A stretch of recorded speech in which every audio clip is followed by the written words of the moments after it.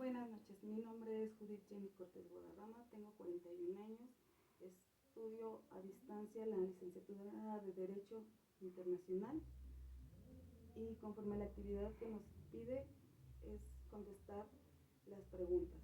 La primera es, ¿cómo se define la inversión extranjera según el video? Se define como la participación de personas de nacionalidad extranjera en México. Pueden ser personas físicas o morales, con el objetivo de obtener una ganancia futura. Se puede invertir en activos físicos como fábricas y maquinaria. De forma indirecta se invierte en acciones o bonos de empresas extranjeras. Esto incentiva la economía mexicana. La segunda pregunta nos dice, ¿cuáles son las tres principales vías por las que se da la inversión en México? Son tres. La primera se refiere a las personas físicas de nacionalidad extranjera que desean invertir en México con su propia empresa, negocio o realizan actividades económicas por su cuenta. La segunda son personas morales de nacionalidad extranjera que desean llevar a cabo actividades económicas en México. Y la tercera y última es la vía a través de la inversión de capital, compra de acciones o activos de personas constituidas en México, ya sean personas físicas o morales de nacionalidad extranjera. ¿Qué tipos de entidades pueden participar en inversión extranjera en México? Pues serían solamente las personas físicas, que son individuos con actividad empresarial, o personas morales, que serían empresas y entidades.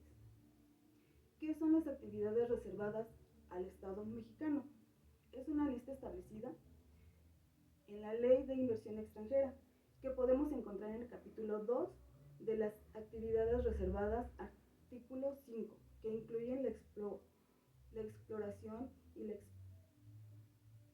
extracción de petróleo generado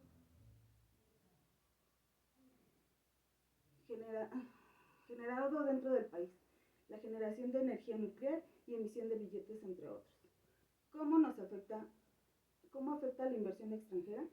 Pues dichas restricciones limitan la participación de capital extranjero en sectores estratégicos, asegurando el control estatal sobre recursos y servicios esenciales. Nos comenta que describamos los pasos necesarios para que una persona física de nacionalidad extranjera pueda invertir en México. Primero que nada, tendría que tener sus trámites migratorios, tener la visa correcta. ¿Cuál es una visa correcta? Que no sea una visa turística, porque con ella no nos van a permitir poder invertir en nuestro país, que sería el caso. Debe de ser una visa por oferta de empleo, solvencia económica o por unidad familiar. Después de tener una visa correcta, se debe de obtener, una obtención de residencia correcta, se debe de inscribir uno al SAT para que le permitan obtener su RFC, para que con este puedan facturar de forma electrónica, ya que está obligada así, ya que es una forma obligatoria que nos pide y nos determina nuestro código fiscal. Después, la inscripción en el registro de inversión extranjera, identificando cuál sería tu tipo de actividad, dependiendo de cuando te lo exijan. Posteriormente debemos de tener unos trámites relacionados con la operatividad de la empresa, que estos son permisos, como su aviso de funcionalidad, contratación de personal, IMSS, pago de Infonavit, entre otros. ¿Cuáles son los trámites necesarios para una persona moral de nacionalidad extranjera que desea invertir en México? Pues los trámites, primero que nada, es en Secretaría de Economía, ya que se necesita la autorización de esta Secretaría para realizar sus actividades en México, por las restricciones que serían las reservas al Estado y las actividades reservadas para los mexicanos. Trámites de registro público de comercio, inscripción en el servicio tributario para la obtención del RFC también, trámites ante el registro de la inversión extranjera, dependiendo de la actividad que se realice.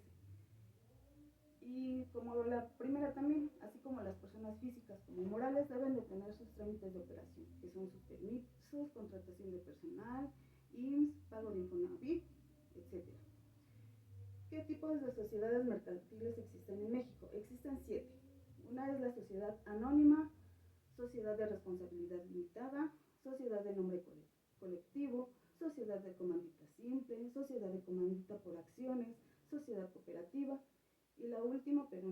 más importante, que sería la sociedad por acciones simplificadas. Nos preguntas, ¿cuál es la preferida por los inversionistas? Y de ellas son dos solamente. Puede ser la sociedad anónima y la sociedad de responsabilidad limitada. ¿Por qué? Porque estos dos tipos de sociedades permiten al accionista tener su patrimonio personal fuera del patrimonio de la empresa. Son entes diferentes y por tanto le ayuda a limitar las responsabilidades entre socios y así evitar riesgos.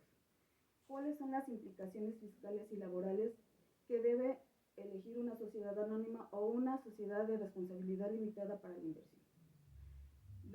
Podemos decir que dentro de la sociedad anónima, la forma fiscal o la parte fiscal, a diferencia de la limitada, son que las ganancias de la sociedad anónima se graban con impuestos corporativos, mientras los dividendos distribuidos a los accionistas están sujetos a impuestos del lado fiscal. Y del lado laboral, la sociedad anónima tiene una estructura más formal y burocrática. Los trabajadores tienen derechos y beneficios establecidos por la ley. Por el lado de la sociedad de responsabilidad limitada, por el lado fiscal, las ganancias de esta sociedad de responsabilidad limitada se graban con impuestos personales. Los propietarios, entre paréntesis, que son los socios, tributan por sus ganancias personales, mientras que por el lado laboral, la sociedad de responsabilidad limitada tiene una estructura más flexible y menos burocrática. Los trabajadores tienen derechos y beneficios similares a los de una sociedad anónima, pero con algunas diferencias en cuanto a la protección laboral. Eso es importante tener en cuenta, que estas son generalizaciones y que las leyes y regulaciones específicas pueden variar según el estado en el que se encuentran establecidas estas sociedades. De ahí en fuera contestamos las 8 preguntas y sería todo. Muchas gracias.